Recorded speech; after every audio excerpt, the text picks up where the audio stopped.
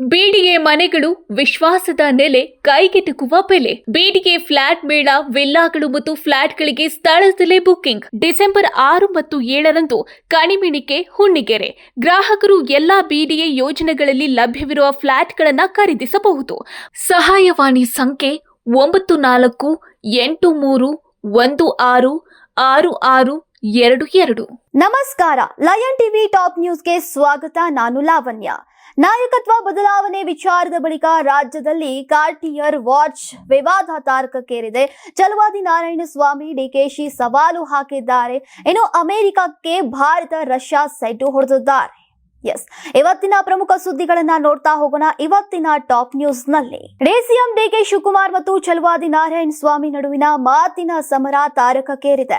ನಾಯಕತ್ವ ಬದಲಾವಣೆ ವಿಚಾರದ ಬಳಿಕ ರಾಜ್ಯ ರಾಜಕೀಯದಲ್ಲಿ ಕಾರ್ಟಿಯರ್ ವಾಚ್ ವಿವಾದ ಭುಗಿಲೆದ್ದಿದೆ. ಕಾರ್ಟಿಯರ್ ವಾಚ್ ಅನ್ನ ಅಫಿಡವಿಟ್ ನಲ್ಲಿ ಹಾಕಿಲ್ಲ ಅಂತ ಛಲವಾದಿ ನಾರಾಯಣಸ್ವಾಮಿಗೆ ಆರೋಪಿಸಿದ್ರು. ಇದಕ್ಕೆ ಕೆಂಡಾಮಂಡಲರಾಗಿರುವಂತಹ ಡಿಕೆ ಶಿವಕುಮಾರ್ ತಿರುಗೇಟು ನೀಡಿದ್ದಾರೆ.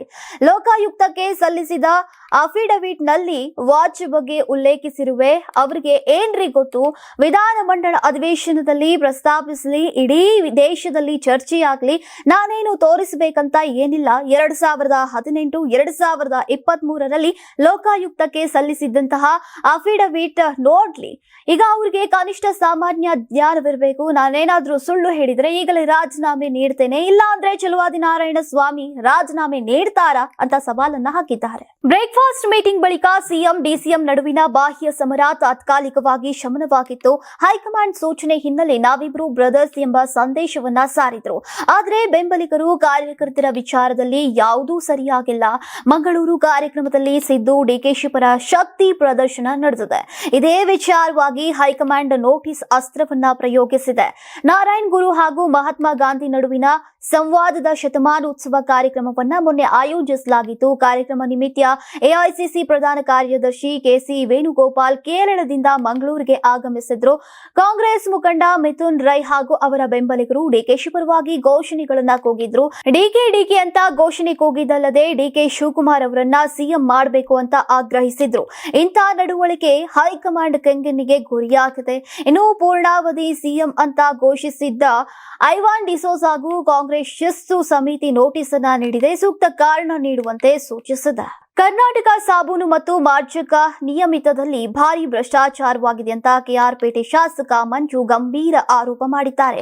ಸಚಿವರು ಕಿಕ್ ಬ್ಯಾಕ್ ಮಾಡಿದ್ದಾರೆ ಅಂತ ಹೊಸ ಬಾಂಬ್ ಅನ್ನ ಸಿಡಿಸಿದ್ದಾರೆ. ಇದಕ್ಕೆ ಸಚಿವ ಪಾಟೀಲ್ ಗರಂ ಆಗಿದ್ದು, ಕೆಎಸ್ಡಿಐಎಲ್ ನಲ್ಲಿ ಏನಾದ್ರೂ ಅವ್ಯವಹಾರ ಆಗಿದ್ರೆ ನಿರ್ದಾಕ್ಷಿಣ್ಯವಾಗಿ ಕ್ರಮವನ್ನ ಕೈಗೊಳ್ತೇವೆ ಎಂದಿದ್ದಾರೆ. ಇದು ಮಾಡಾಳ್ ವಿರೂಪಾಕ್ಷನವರ ಸರ್ಕಾರ ಅಲ್ಲ, ಇದು ನಮ್ಮ ಸರ್ಕಾರ. ಕಿಕ್ ಬ್ಯಾಕ್ ಅಂತ ಸಚಿವರ ಹೆಸರು ತಗೊಂಡು ಹೇಳಿದ್ರೆ ಅವರನ್ನ ಒದ್ದು ಒಳಗೆ ಹಾಕ್ತೀನಿ, ಅಲ್ಲಿ ಎಂಟಿ ಇರ್ತಾರೆ ಮತ್ತು ಏನೇ ಆದ್ರೂ ಕೂಡ ಅವರು ನಿರ್ಧಾರವನ್ನ ತೆಗೆದುಕೊಳ್ತಾರೆ. ಸಚಿವರ ತನಕ ಏನೂ ಬರುವುದಿಲ್ಲ. ಸುಖಾಸುಮ್ಮನೆ ಆರೋಪ ಮಾಡುವುದು ಸರಿಯಲ್ಲ. ಅವರ ಆರೋಪಕ್ಕೂ ತಕ್ಕ ಉತ್ತರ ಕೊಡ್ತೇವೆ. ಸುಳ್ಳು ಆಪಾದನೆ ಮಾಡಿದ್ರೆ ಅವರ ವಿರುದ್ಧ ಮಾನನಷ್ಟ ಮೊಕದ್ದಮೆ ಹಾಗೂ ಕ್ರಿಮಿನಲ್ ಕೇಸ್ ಅನ್ನ ದಾಖಲು ಮಾಡ್ತೇವೆ ಅಂತ ಎಚ್ಚರಿಕೆಯನ್ನ ನೀಡಿದ್ದಾರೆ. ರಾಜ್ಯದಲ್ಲಿ 63% ಭ್ರಷ್ಟಾಚಾರ ಇದೆ. ಈ ಬಗ್ಗೆ ಬಿ ವೀರಪ್ಪ ವರದಿ ನೀಡಿದ್ದಾರೆ ಅಂತ ಆರ್ ಅಶೋಕ್ ಗಂಭೀರ ಆರೋಪವನ್ನ ಮಾಡಿದ್ರು. ಇದಕ್ಕೆ ಲೋಕಾಯುಕ್ತ ನ್ಯಾಯಮೂರ್ತಿ ಬಿ ವೀರಪ್ಪ ಸ್ಪಷ್ಟೀಕರಣವನ್ನ ನೀಡಿದ್ದಾರೆ. ತಮ್ಮ ಹೇಳಿಕೆಯನ್ನ ರಾಜಕೀಯ ನಾಯಕರು ತಮ್ಮ ಸ್ವಾರ್ಥಕ್ಕಾಗಿ ಬಳಸಿಕೊಂಡಿದ್ದಾರೆ ಅಂತ ಅಸಮಾಧಾನವನ್ನ ವ್ಯಕ್ತಪಡಿಸಿದ್ದಾರೆ. ತಾವು ಯಾವುದೇ ನಿರ್ದಿಷ್ಟ ಸರ್ಕಾರ ಅಥವಾ ಅವಧಿಯನ್ನ ಉಲ್ಲೇಖಿಸಿಲ್ಲ. ಅಲ್ಲದೆ ನಾನು ಯಾವ ಸರ್ಕಾರವನ್ನ ಗಮನದಲ್ಲಿ ಇಟ್ಕೊಂಡು ಹೇಳಿಲ್ಲ. ಇಂಡಿಯಾ ಕರಪ್ಷನ್ ಸರ್ವೆಯಲ್ಲಿ ಇದ್ದ ಮಾಹಿತಿಯನ್ನ ಮಾತ್ರ ಹೇಳಿದ್ದೇನೆ. 2019ರಲ್ಲಿ ನಡೆದಂತಹ ಸರ್ವೆ ಪ್ರಕಾರ ಆಗ 63% ಭ್ರಷ್ಟಾಚಾರ ಇದೆ ಅಂತ ವರದಿಯಾಗಿತ್ತು. ನಾನು ಅದನ್ನ ಮಾತ್ರ ಹೇಳಿದ್ದೇನೆ ಅಂತ ಸ್ಪಷ್ಟನೆ ನೀಡಿದ್ದಾರೆ. ಇನ್ನು ನನ್ನ ಹೇಳಿಕೆಯನ್ನ ಈ ರೀತಿ ಬಳಕೆ ಮಾಡಿಕೊಂಡಿರುವುದು ನನಗೆ ನಿಜಕ್ಕೂ ನೋವು ತಂದಿದೆ. ಈ ಭ್ರಷ್ಟಾಚಾರಕ್ಕೆ ಸಮಾಜ ಮತ್ತು ಜನರು ಕೂಡ ಕಾರಣ. ಆರಂಭದಿಂದ ಎಲ್ಲಾ ಸರ್ಕಾರಗಳು ಕೂಡ ಭ್ರಷ್ಟಾಚಾರದಲ್ಲಿವೆ. ನಾನು ಯಾವುದೇ ಒಂದು ನಿರ್ದಿಷ್ಟ ಸರ್ಕಾರ ಅಂತ ಗುರಿಯಾಗಿಸಿ ಹೇಳಿಲ್ಲ ಅಂತ ಬಿ ವೀರಪ್ಪ ಅವರು ಹೇಳಿದ್ದಾರೆ. ದ್ವೇಷ ಭಾಷಣದ ವಿರುದ್ಧ ಮಸೂದೆ ತರುವುದಕ್ಕಿಂತ ಮೊದಲು ಡಿಎಂಕೆ ಪಕ್ಷವನ್ನ ಮೈತ್ರಿಕೂಟದಿಂದ ಹೊರಹಾಕಲಿ, ಹೀಗಂತ ಸಿಟಿ ರವಿ ಅವರು ಸವಾಲನ್ನ ಹಾಕಿದ್ದಾರೆ.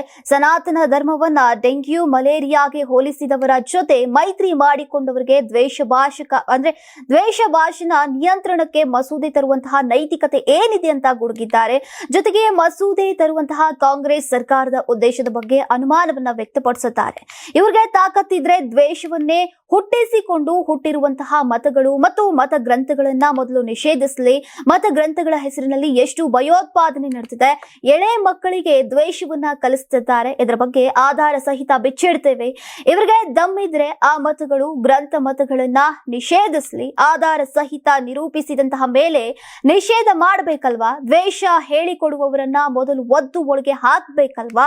ಆದ್ರೆ ಮಸೂದೆ ತರೋಕೆ ಹೊರಟಿರುವಂತಹ ಕಾಂಗ್ರೆಸ್ ಸರ್ಕಾರಕ್ಕೆ ಅಂತಹ ದಮ್ ಇದೆಯಾ ಅಂತ ಪ್ರಶ್ನಿಸಿದ್ದಾರೆ. ನಾಯಕತ್ವ ಬದಲಾವಣೆ ವಿಚಾರದಲ್ಲಿ ಬಂಗಾರಪೇಟೆ ಶಾಸಕ ಎಸ್.ಎನ್. ನಾರಾಯಣಸ್ವಾಮಿ ಅಡ್ಡಗೋಡೆ ಮೇಲೆ ದೀಪ ಬಿಟ್ಟಂತೆ ಮಾತನಾಡಿದ್ದಾರೆ. ಮೊದಲು ಹೈಕಮಾಂಡ್ 5 ವರ್ಷ ಇರಿ ಅಂದ್ರೆ ಸಿದ್ದರಾಮಯ್ಯ ಇರ್ತಾರೆ ಅಂತ ಮಾತು ಆರಂಭಿಸಿದ್ರು. ಬಳಿಕ ದಲಿತ ಸಿಎಂ ಬಗ್ಗೆ ವರಿಷ್ಠರಿಗೆ ಒತ್ತಾಯ ಮಾಡುವುದಾಗಿ ಹೇಳಿದ್ರು. ನಮಗೂ ಕೂಡ ಆಸೆ ಇದೆ, ಕಾಂಗ್ರೆಸ್ ಪಕ್ಷ ಅಧಿಕಾರಕ್ಕೆ ತರುವಲ್ಲಿ ಪರಮೇಶ್ವರ್ ಅವರ ಪಾಲು ಇದೆ. ಖರ್ಗೆ ಅವರು 50 ವರ್ಷದಿಂದ ಜನಸೇವೆಯನ್ನ ಮಾಡ್ತಿದ್ದಾರೆ. ಮಹದೇವಪ್ಪ, ಮುನಿಯಪ್ಪ ಎಲ್ಲರೂ ಅರ್ಹರಿದ್ದಾರೆ. ಹೈಕಮಾಂಡ್ ಮನಸ್ಸು ಮಾಡಿದ್ರೆ ದಲಿತ ಸಿಎಂ ಆಗಬಹುದು. ಇದೇ ಅವಧಿ ಅಥವಾ ಮುಂದೆ ಆಗಬಹುದು. ನಿರಂತರ ಪ್ರಯತ್ನ ಇದ್ರೆ ಫಲ ಸಿಗತ್ತೆ ಅಂತ ವಿಶ್ವಾಸವನ್ನ ವ್ಯಕ್ತಪಡಿಸಿದ್ದಾರೆ. ಇನ್ನು ಸಿಎಂ ಸಿದ್ದರಾಮಯ್ಯ ಸಾಫ್ಟ್ ಕಾರ್ನರ್ ಆಗಿದ್ದಾರಾ ಎಂಬ ಪ್ರಶ್ನೆಗೆ ಸಿದ್ದರಾಮಯ್ಯ ಅವರು ನಿರಾಸೆ ಹೊಂದಿಲ್ಲ.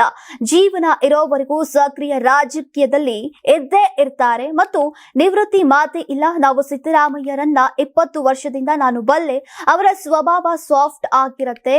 ಪ್ರವೋಕ್ ಮಾಡಿದ್ರೆ ಮಾತ್ರ ಜೋರಾಗಿ ಮಾತನಾಡ್ತಾರೆ ಅಂತ ನಾರಾಯಣಸ್ವಾಮಿ ಅವರು ಹೇಳಿದ್ದಾರೆ. ಪ್ರಧಾನಿ ನರೇಂದ್ರ ಮೋದಿ ಮತ್ತು ರಷ್ಯಾ ಅಧ್ಯಕ್ಷ ಪುಟಿನ್ ಭೇಟಿ ಬೆನ್ನಲ್ಲೇ ಎರಡು ದೇಶಗಳ ನಡುವೆ 2030ರವರೆಗೆ ಆರ್ಥಿಕ ಸಹಕಾರಕ್ಕೆ ಒಪ್ಪಂದ ಆಗಿದೆ. ಭಾರತ ರಷ್ಯಾ ಬಿಸಿನೆಸ್ ಫೋರಂ ಸಭೆ ಆರಂಭಕ್ಕೂ ಮುನ್ನ ಈ ವಿಷನ್ 2030 ದಾಖಲೆಗೆ ಎರಡು ದೇಶಗಳು ಸಹಿ ಹಾಕಿವೆ. ಆರ್ಥಿಕ ಸಹಕಾರವನ್ನ ಹೆಚ್ಚಿಸೋಕೆ ನಾವು ಮಿಷನ್ 2030 ಡಾಕ್ಯುಮೆಂಟ್ಗೆ ಸಹಿ ಹಾಕಿದ್ದೇವೆ. ಪರಸ್ಪರ ಉತ್ಪಾದನೆ ಮತ್ತು ನಾವೀನ್ಯತೆಗಳಿಗೆ ಹೊಸ ದಾರಿಗಳು ಸಿಗಬಹುದು ಅಂತ ಭಾವಿಸ್ತೇನೆ. ಎರಡು ದೇಶಗಳು ಮುಕ್ತ ವ್ಯಾಪಾರ ಒಪ್ಪಂದಕ್ಕೆ ಹೊಸ ಹೆಜ್ಜೆಗಳನ್ನ ಇಡ್ತಾ ಇವೆ, ಹೀಗಂತ ಪ್ರಧಾನಿ ನರೇಂದ್ರ ಮೋದಿ ಅವರು ತಿಳಿಸಿದ್ದಾರೆ. ಇನ್ನು ರಷ್ಯನ್ ನಾಗರಿಕರು ಭಾರತಕ್ಕೆ ಬರುವುದಿದ್ರೆ ಉಚಿತ 30 ದಿನ ಇ ಟೂರಿಸ್ಟ್ ವೀಸಾ ಹಾಗೂ 30 ದಿನ ಗ್ರೂಪ್ ಟೂರಿಸ್ಟ್ ವೀಸಾ ಅನ್ನ ನೀಡೋಕೆ ಸೌಕರ್ಯವನ್ನ ಶೀಘ್ರದಲ್ಲೇ ನೀಡಲಾಗುವುದು ಅಂತ ಘೋಷಿಸಿದ್ದಾರೆ. ಭಯೋತ್ಪಾದನೆ ವಿರುದ್ಧದ ಹೋರಾಟದಲ್ಲಿ ಭಾರತ ರಷ್ಯಾ ಒಗ್ಗಟ್ಟಾಗಿ ಸಾಗಲಿವೆ ಅಂತ ಪ್ರಧಾನಿ ನರೇಂದ್ರ ಮೋದಿ ಅವರು ಹೇಳಿದ್ದಾರೆ. ದೆಹಲಿಯ ಜಂಟಿ ಸುದ್ದಿಗೋಷ್ಠಿಯಲ್ಲಿ ಪಹಲ್ಗಾಮ್ ಭಯೋತ್ಪಾದಕ ದಾಳಿಯನ್ನ ಉಲ್ಲೇಖಿಸಿ ಮಾತನಾಡಿದ್ದಾರೆ. ಭಯೋತ್ಪಾದನೆಯನ್ನ ಎದುರಿಸುವಂತಹ ಭಾರತದ ಪ್ರಯತ್ನಗಳಿಗೆ ರಷ್ಯಾ ಬಲವಾದ ಬೆಂಬಲ ನೀಡ್ತಾ ಇದೆ. ಪಹಲ್ಗಾಮ್ನಲ್ಲಿ ಪಾಕ್ ಉಗ್ರರ ಗುಂಪು ದಾಳಿ ನಡೆಸಿತ್ತು ಹಾಗೂ ಮಾಸ್ಕೋದ ಕ್ರೋಕಸ್ ಸಿಟಿ ಹಾಲ್ನಲ್ಲಿ ನಡೆದಂತಹ ಉಗ್ರರ ದಾಳಿ ಹಿಂಸಾತ್ಮಕ ಹಾಗೂ ಉಗ್ರವಾದ ಮೂಲವೇ ಆಗಿದೆ. ಹೀಗಾಗಿ ರಷ್ಯಾ ಭಯೋತ್ಪಾದನೆಯನ್ನ ಮೂಲದಿಂದಾನೇ ನಿರ್ಮೂಲನೆ ಮಾಡೋಕೆ ಭಾರತದೊಂದಿಗೆ ಯಾವಾಗ ಒಗ್ಗಟ್ಟಾಗಿ ನಿಲ್ಲತ್ತೆ. ಆಪರೇಷನ್ ಸಿಂಧೂರು ಕಾರ್ಯಾಚರಣೆಯ ಸಂದರ್ಭದಲ್ಲಿ ರಷ್ಯಾ ಭಾರತ ಬೆಂಬಲಕ್ಕೆ ನಿಂತಿತ್ತು. ಎಲ್ಲಾ ದೇಶಗಳು ಭಯೋತ್ಪಾದನೆ ವಿರುದ್ಧ ಒಂದಾದಾಗ ಜಗತ್ತು ಬಲಿಷ್ಠವಾಗಿರುತ್ತೆ ಅಂತ ಮೋದಿ ಅವರು ಒತ್ತಿ ಹೇಳಿದ್ದಾರೆ. ಭಾರತಕ್ಕೆ ತಡೆರಹಿತ ಇಂಧನ ಪೂರೈಕೆ ಕಾಯ್ದುಕೊಳ್ಳುವ ಬದ್ಧತೆ ಬಗ್ಗೆ ರಷ್ಯಾ ಅಧ್ಯಕ್ಷ ಪುಟಿನ್ ಅವರು ಪುನರುಚ್ಚರಿಸಿದ್ದಾರೆ. ರಷ್ಯಾದಿಂದ ತೈಲ ಖರೀದಿಯನ್ನ ಕಡಿಮೆ ಮಾಡುವಂತೆ ಭಾರತದ ಮೇಲೆ ಅಮೆರಿಕ ಒತ್ತಡ ಹೇರ್ತಾ ಇದೆ. ಇಂತಹ ಸಮಯದಲ್ಲಿ ರಷ್ಯಾ ತೈಲ, ಅನಿಲ ಮತ್ತು ಕಲ್ಲಿದ್ದಲು ಭಾರತದ ಇಂಧನ ಅಭಿವೃದ್ಧಿಗೆ ಅಗತ್ಯವಿರುವಂತಹ ಎಲ್ಲದರ ವಿಶ್ವಾಸಾರ್ಹ ಪೂರೈಕೆದಾರ ಅಂತ ಪುಟಿನ್ ಅವರು ಹೇಳಿದ್ದಾರೆ. ವೇಗವಾಗಿ ಬೆಳೀತಾ ಇರುವಂತಹ ಭಾರತೀಯ ಆರ್ಥಿಕತೆಗಾಗಿ ಇಂಧನದ ನಿರಂತರ ಸಾಗಣೆಯನ್ನ ಮುಂದುವರಿಸೋಕೆ ನಾವು ಸಿದ್ಧರಿದ್ದೇವೆ. ನಾವು ರುಬೆಲ್ನಲ್ಲೇ ಈಗ ವ್ಯವಹರಿಸುವಂತಹ ಸಿದ್ಧರಿದ್ದೇವೆ ಅಂತ ಪುಟಿನ್ ಅವರು ತಿಳಿಸಿದ್ದಾರೆ. ಪಾಕಿಸ್ತಾನಕ್ಕೆ ಆರ್ಥಿಕ ಬಿಕ್ಕಟ್ಟು ಎದುರಾಗಿದ್ದು ಸಾಲದ ಸುಳಿಯಲ್ಲಿ ಸಿಲುಕಿ ನಲುಗುತ್ತಾ ಇದೆ. ಹೀಗಾಗಿ ತನ್ನದೇ ಏರ್ಲೈನ್ಸ್ ಹರಾಜಿಗೆ ಮುಂದಾಗಿದೆ. ಪಾಕಿಸ್ತಾನ್ ಇಂಟರ್ನ್ಯಾಷನಲ್ ಏರ್ಲೈನ್ಸ್ ಅನ್ನ ಖಾಸಗೀಕರಣ ಮಾಡೋಕೆ ಪಾಕಿಸ್ತಾನ್ ಸರ್ಕಾರ ನಿರ್ಧಾರವನ್ನ ಕೈಗೊಂಡಿದೆ. ಕಳೆದ ವರ್ಷ ಪಾಕ್ಗೆ ಐಎಂಎಫ್ನಿಂದ 62,000 ಕೋಟಿ ರೂಪಾಯಿ ಸಾಲವನ್ನ ಘೋಷಣೆಯಾಗಿತ್ತು. ಇದೀಗ ಭಾರಿ ನಷ್ಟದಲ್ಲಿರುವಂತಹ ಪಿಐಎ ಮಾರಾಟ ಈಗ ಅಧಿಕಾರಿಗಳ ವೆಚ್ಚ ಕಡಿತ ಮೊದಲಾದ ಕ್ರಮಗಳನ್ನ ಕೈಗೊಂಡಿದೆ. ಈ ಷರತ್ತಿನಂತೆ ಪಾಕಿಸ್ತಾನ್ ಡಿಸೆಂಬರ್ 23ರಂದು ಪಿಐಎ ಹರಾಜಿಗಿಡುವಂತಹ ನಿರ್ಧಾರವನ್ನ ಪ್ರಕಟಿಸಿದೆ.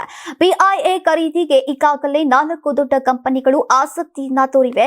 ಸದ್ಯ ಪಿಐಎ ಖಾಸಗೀಕರಣದ ರಾಜಕೀಯ ಆರ್ಥಿಕ ಪರಿಣಾಮಗಳ ಬಗ್ಗೆ ಹೊಸ ಚರ್ಚೆಗಳು ಶುರುವಾಗಿದೆ. ನೋಡಿದ್ರಲ್ಲ ವೀಕ್ಷಕರೇ, ಇದಾಗಿತ್ತು ಇವತ್ತಿನ ಟಾಪ್ ನ್ಯೂಸ್. ಮತ್ತೆ ಭೇಟಿಯಾಗೋಣ ನಾಳೆಯ ಟಾಪ್ ನ್ಯೂಸ್ ನಲ್ಲಿ.